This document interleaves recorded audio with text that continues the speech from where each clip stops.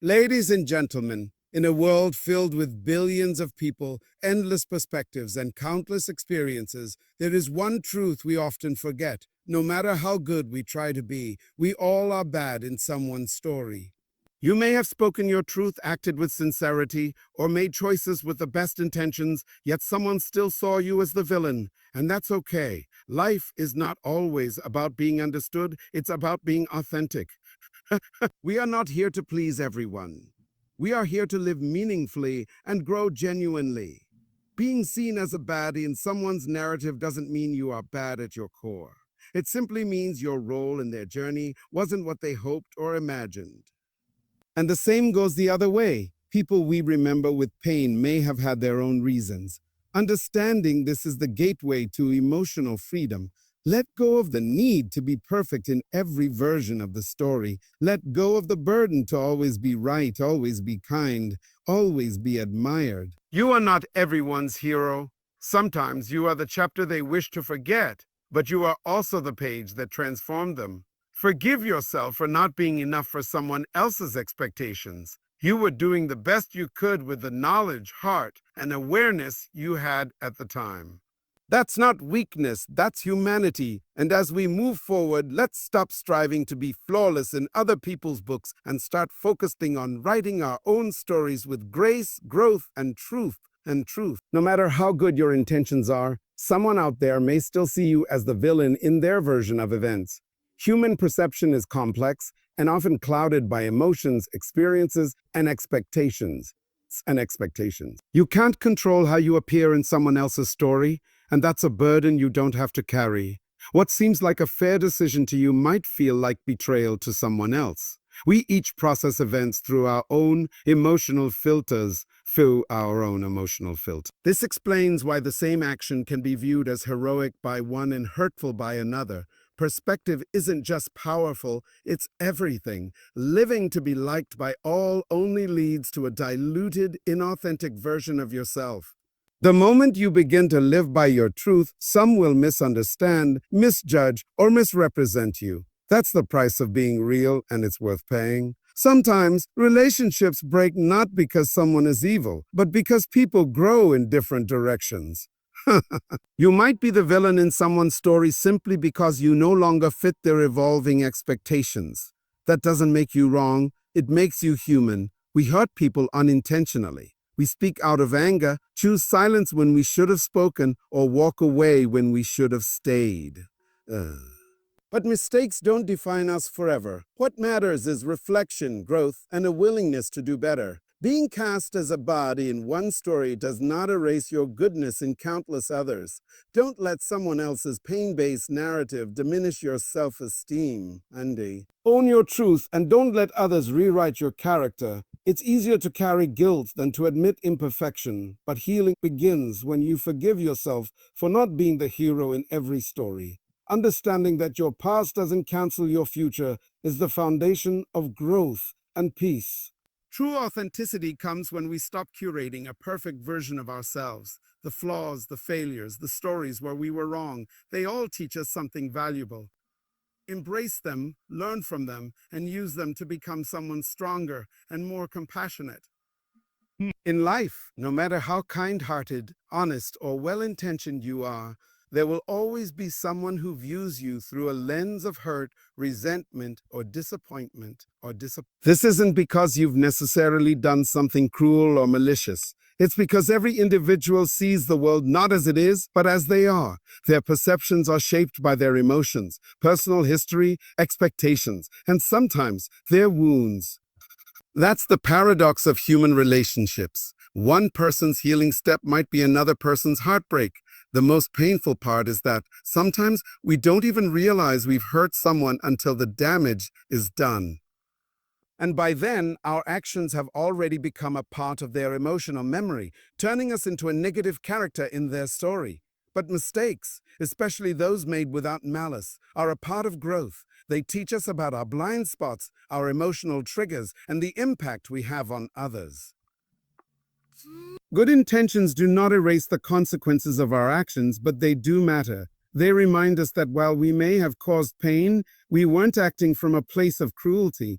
We were simply navigating life with the tools and understanding we had at the time. The challenge is not to avoid all mistakes, that's impossible, but to own them when they happen, learn from them, and strive to do better going forward. What we must also remember is that just as we have been hurt by others who didn't intend to cause harm, we too have played that role in someone else's story. Recognizing this doesn't make us bad, it makes us responsible. And that self-awareness is what allows us to grow into more mindful, compassionate individuals. One of the most liberating yet difficult lessons in life is understanding that your value, your inner worth, is not dictated by how others see you. It's easy to fall into the trap of believing that other people's opinions, judgments, or labels determine who we are. If someone calls us selfish, we start to question our generosity. If someone says we're cold or distant, we wonder if we lack compassion. When do we? But the truth is, their perception is not your identity. People form opinions about you based on limited interactions, emotional filters, and sometimes their own unhealed wounds. You might be labeled a bad, a wrong, or a toxic by someone who only ever saw you in one difficult moment, not in your entirety. They may not know the full story, your intentions, your internal battles, or the complexity of what you are going through. And yet their version of you becomes their truth. Your worth is intrinsic. It comes from your character, your choices, your resilience, your capacity to love, learn, and grow. Not from someone else's hurt, misunderstanding, or disappointment. Just because you couldn't be what someone wanted you to be doesn't mean you are less. Sometimes people expect things from you that you are not meant to give. When you don't fulfill their idealized image, they feel let down, and that disappointment turns into blame. It's important to differentiate between constructive feedback and destructive criticism. While we can always reflect and improve from honest input, we must not hand over the pen of our self-worth to someone else. Letting others define your value is like giving them the power to dim your light every time they're uncomfortable with your growth or decisions. You are not obligated to be everyone's idea of a good. You are not here to fit perfectly into everyone's expectations. You are here to be real, to evolve, to follow your own path, and that journey will sometimes make others uncomfortable. That's okay. The goal is not to be accepted by all, but to accept yourself fully and unapologetically. We often hear about the power of forgiveness, how it brings peace, frees us from resentment, and helps us move on. But what's less talked about, yet equally important, is the forgiveness we owe ourselves. It's easy to carry the weight of guilt for being the one who walked away, said the wrong thing, reacted out of pain, or simply didn't live up to someone's expectations. That guilt becomes a quiet burden, one we carry in silence, allowing it to shape how we see ourselves. At some point, you must ask, how long will I punish myself for not being perfect in someone else's eyes? Because the truth is, you can't change the past. You can't go back and undo the choices that hurt someone, even if hurting them was never your intention. But you can choose to look at your past self with compassion, the version of you who made decisions based on what they knew, what they felt, and what they could handle at the time. Self-forgiveness is not about denying responsibility. It's about acknowledging your mistakes, owning your role, learning from the experience, and then releasing the need to constantly replay it in your mind. Beating yourself up again and again doesn't make you more moral, it makes you stuck. Growth doesn't come from shame. It comes from awareness and willingness to change. It's also important to understand that no amount of self-blame will rewrite how someone else experienced you. People will still carry their version of the story, and some may never understand your intentions. But that doesn't mean you have to carry their pain forever as your punishment. Sometimes, the most courageous thing you can do is look yourself in the mirror and say, yes, I made mistakes, and I still deserve to heal. The more you practice self-forgiveness, the more room you create in your heart for empathy, not just for yourself, but for others. You begin to see that everyone is stumbling through their own learning and that none of us gets it right all the time. We all outgrow versions of ourselves, and that growth deserves recognition, not punishment. We live in a world where we're often encouraged to showcase only the polished, admirable parts of ourselves, the successes, the kindness, the growth. But true strength and authenticity come when we learn to embrace our entire story, including the moments we're not proud of, the mistakes, the poor decisions, the misunderstandings, the roles we played, even when we were the one who caused pain. All of it is a part of who we are. It's easy to love ourselves when we're at our best, when we're being praised, when relationships are strong, when everything feels right. But how often do we look back at the versions of ourselves that struggled, lashed out, or acted from insecurity and say, I still accept you? Most people try to hide or erase those parts, hoping to bury the discomfort. But you can't fully heal from a story you're not willing to face. Acknowledging the darker chapters of your life doesn't make you weak, it makes you whole. Those chapters taught you lessons that success never could. They revealed your limits, tested your conscience, and most importantly, pushed you toward growth.